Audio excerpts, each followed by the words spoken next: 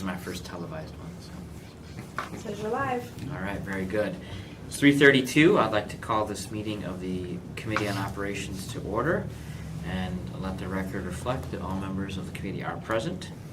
First item of business is the approval of the minutes from April 10th. I will move the minutes as written. It's been moved by Vice Chair Hussein. Any discussion? Seeing none, all those in favor, please signify by saying aye. Aye. All opposed, please say nay. Motion carries. Next item is, we're going to skip to item C. Public comment. Oh, yeah, sorry. Now, public comment on agenda items. The public will have up to 3 minutes. Sorry, I missed you there. Did you wish to speak or address the council? No comments. Okay, thank you. All right, first item is an appointment of Caitlin O'Rourke, although she's not here yet. So let's skip ahead to, I know Gwen and Jack Johnson aren't here yet. All right. I text Renee. I thought they. All right, well, we have Alec and Nicole here, so why don't we have them join us at the table to walk us through the wet weather control program. Are these is C and D? They got mixed up, Okay, yeah. that's what I thought. Yeah. Welcome, Alec. Hello, thank you. As you might know, probably Mr. Coast isn't familiar with this yet, but about every 5 years the state requires us to do a project plan for the loans that we will apply for during that period.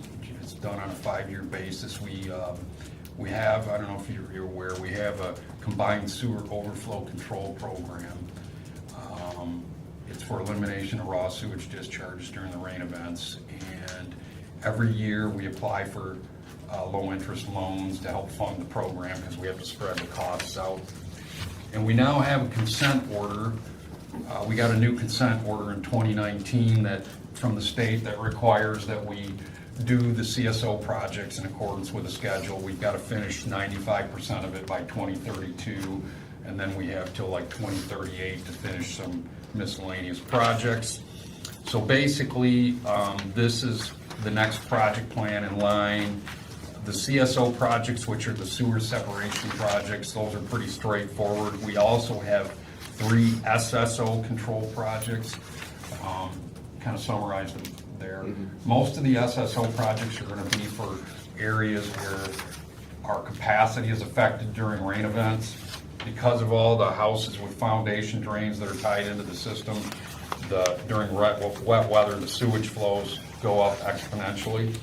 So we also have to do, besides the sewer separation projects, we have these 3 SSO control projects we have to do. They basically either, in the case of like Tecumseh River Road Pump Station, we're basically replacing the facility and it increases capacity. For the other 2, we're getting storage for the Hilliard Homes Equalization Basin and the Lansing Avenue Pump Station Equalization. What that does, the equalization basins, which are underground, they store the sewage flows until after the rain event subsides, and then we put that flow back into the system. So those 3 projects, basically all 3 of them are designed to alleviate basement flooding that we periodically have during big rain events. So we prioritize these based upon need. Hopefully some of these SSO control projects we're knocking off. Those will kind of, the need for additional will probably after the next project plan will be less, but we still have some of those to do as well. And it's basically dealing with bottlenecks that reveal themselves during wet weather. And with that, I'll ask you whether you guys have any questions. Anyone have questions? So after we get done with these projects, where are we at percentage-wise in terms of completion? With the CSO program, we'll be about 75% done. Okay. We still have, it sounds promising, but we still have probably, cost-wise, we've got over $500 million worth of work to do still with that 25% that's less. And because the program was delayed by your predecessor, or I should say the administration's predecessors, and how costs have gone up, that's going to cost us at least $100 million. So Yeah, we should have kept on track with where we were, but that was out of all of our control, so we're just trying to charge forward. That's the reason we have a consent order now. Yeah. And, but we've got our marching orders through that consent order, and we're trying to keep on track with that. I appreciate it. Ryan, Councilmember Cost? No, I don't have anything. Okay. Well, with that, I'll take a motion to approve the resolution adopting the project plan and agree to implement the selected project alternatives. I will put forward the motion. So moved by Councilmember Cost. Is there any further discussion?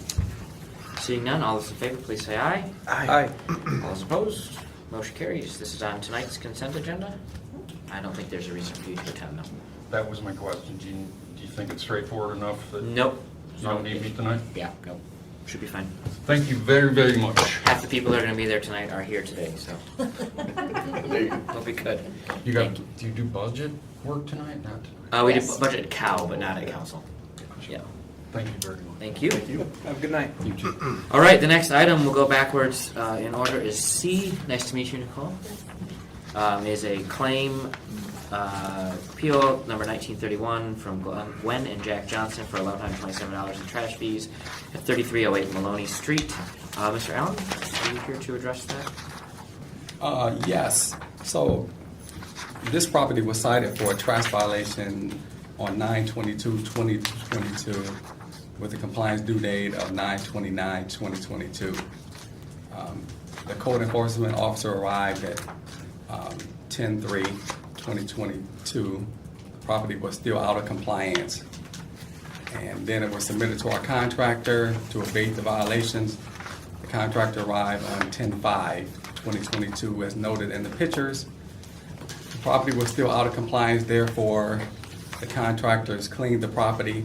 The city of Lansing cited the property again on 12/6/2022. The property was cleaned again by the contractor. Proper notice was sent as required. This office recommends denial of the claim. Thank you. Anyone care to add? I would. No. Just Go real ahead. quick question. I saw one of the doors is boarded up in the back. Is this a red tagged house? And now it's fire damage. It was tagged. I don't know if it was tagged with this thing, but it was tagged. Okay. Actually, I do have it. It was red tagged, I think, in August, and then there was a fire in Right. October. So Yes. it's actually a fire damage structure. That's- I'm familiar with the property it's in Duncan.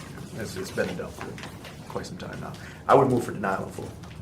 Moved by Councilmember Hussein. Any further discussion? Seeing none, all those in favor, please say aye. Aye. All opposed, please say nay. Motion carries. This will be on the May 8th, which means you're going to have to handle it because I will Not a not be problem. here. Okay. All right. If she's, Both the claimant and Ms. O'Rourke confirmed they were going to be here, so I'm not sure. well, This is for the Board of Public Service. I don't know offhand. I could. they're not short I could- people. Okay, no, I So- don't think they they have are. four, That's one of the yeah. boards that Yeah, so we can move it to the 8th. we'll just table it for the 8th and Adam can handle it. Seeing no other business for the body at 3:41, we are adjourned.